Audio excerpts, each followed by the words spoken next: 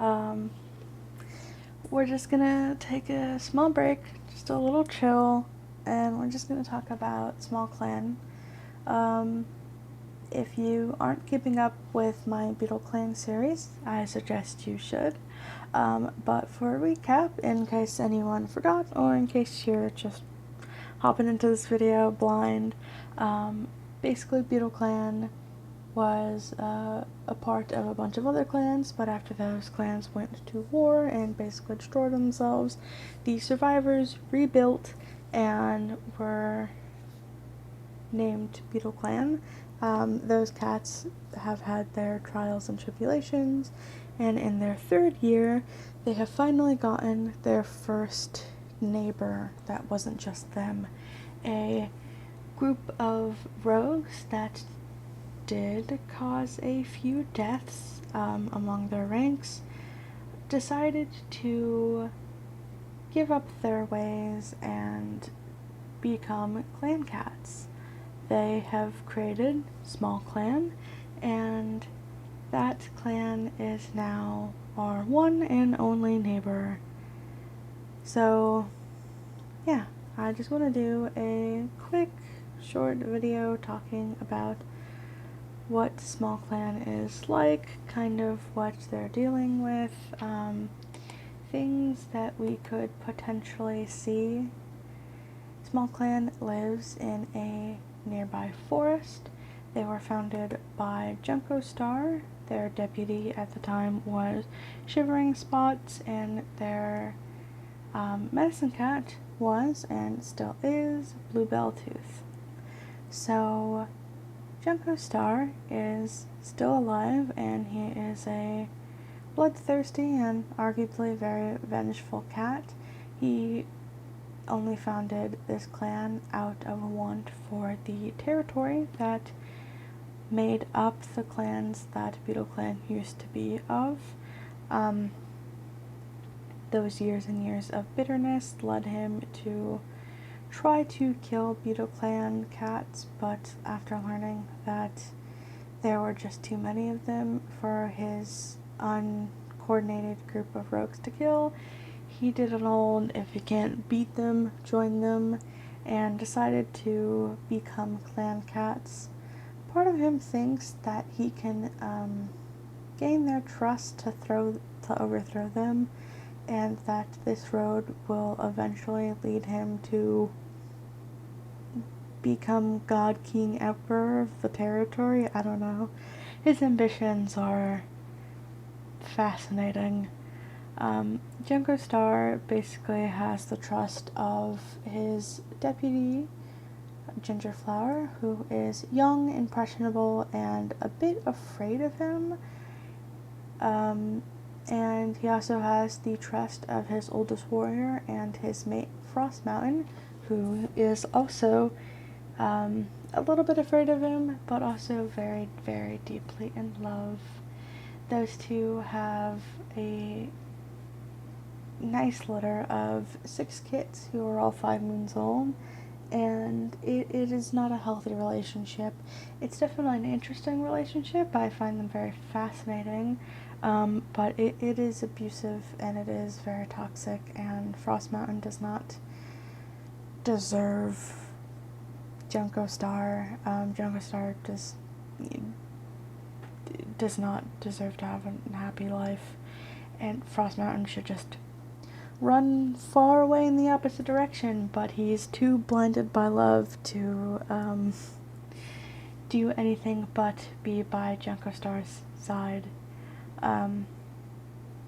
Junko Star, as I mentioned, is just kind of a bad guy. I think he sets up potentially being an interesting antagonist if they ever want to go to war. I don't think he'll go to war because he's a lot more of a passive neighbor. He doesn't want to do anything now that he's got his leadership position and he's got his territory. He's got nice free hunting grounds, and he's not going to waste this opportunity by starting a war with cats who clearly do not want to fight. and he feel like he's already got his blood toll from killing a few of their members already, and that the last thing that Beetleclan wants is to be proven right that Junko Star and Smallclan are just in it for who knows what, but nefarious reasons. And he's just gonna kick back in his old age now that he's finally been successful with getting territory and have a mate and kids that aren't gonna backtalk him. Sorry. He's leaving the clan mostly in the hands of his deputy Gingerflower, but now that she is in the nursery with Kits, he's kind of taken back to being a leader and is doing fine, I think. He goes to gatherings and he makes sure that Bluebelltooth goes to the Medicine Cat meetings, but he's not very interested in being a leader. He's very charismatic, like one could be, and he's very smooth talking and good at, the charisma part, but he's not so much good at the leadership part.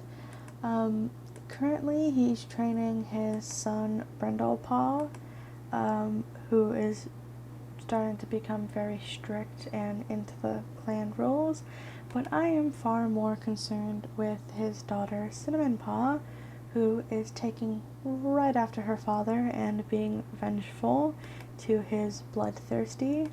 I think that Junko Star is going to be a horrible influence on his kids, and the only hope of change in this clan is his just absolutely wonderful deputy.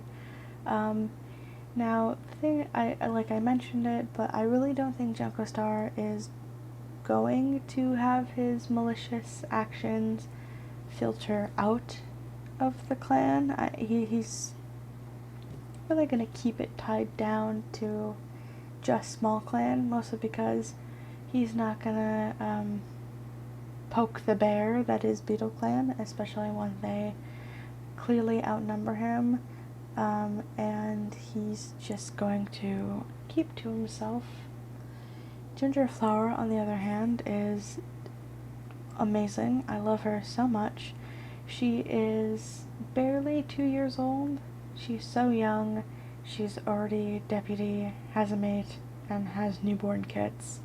Her mate is Ripplesmoke, a kitty pet that was brought into the clan with the hopes of filling numbers after 2 of their warriors were killed by rogues. Gingerflower and Ripplesmoke basically had a whirlwind romance that resulted in Gingerflower wanting to ask him to be a surrogate father for a litter of kits she wanted to have, and he just agreed, and they ended up becoming mates anyways. Their newborn kits are the absolute cutest, and currently, though she is in the nursery, she is training Birdpaw, who is Junko Star's daughter, and Ripplesmoke is training Oakpaw, who is Junko Star's other son. The last of his sons is Batpaw, who is training under Bluebelltooth, and it's definitely possible, depending on how quickly these apprentices are trained up, even though they're only 6 months old, that they will be old enough to possibly train any of Gingerflower's kits, Fly Kit, Golden Kit, and Pumpkin Kit, when they become apprentices, or at least just that one of the older cats will have opened up a position for a new apprentice or a second apprentice. Besides having a, mate and kit, Gingerflower also has her father in the clan. The father in question is their one and only elder, who is Shivering Spots.